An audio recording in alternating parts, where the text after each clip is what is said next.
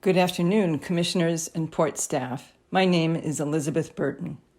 For the last year and a half, the port's website, spokespeople, and commissioners have repeatedly claimed that the port has met its climate goals 10 years early.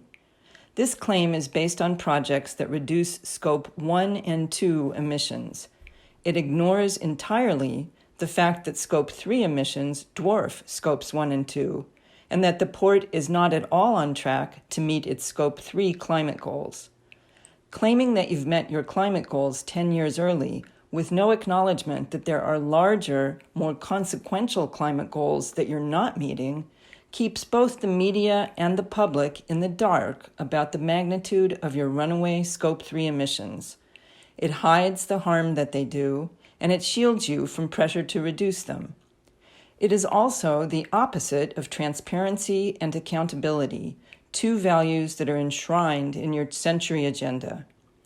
Going forward, I ask that you be more honest about your climate work and refrain from this kind of misleading spin.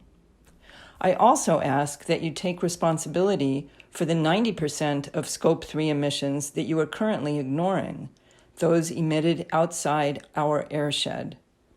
A recent legal analysis of the Paris Agreement shows that, contrary to industry claims, there is no legal basis for excluding international shipping and aviation emissions from parties' obligation to reduce emissions.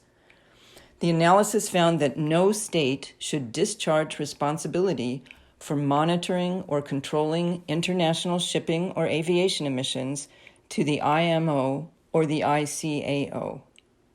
Under the Paris Agreement, emission reduction plans must be economy-wide, and they must serve the central aim of the agreement, which is to limit global temperature increase. Therefore, action must be taken on all emissions that affect climate. Thank you.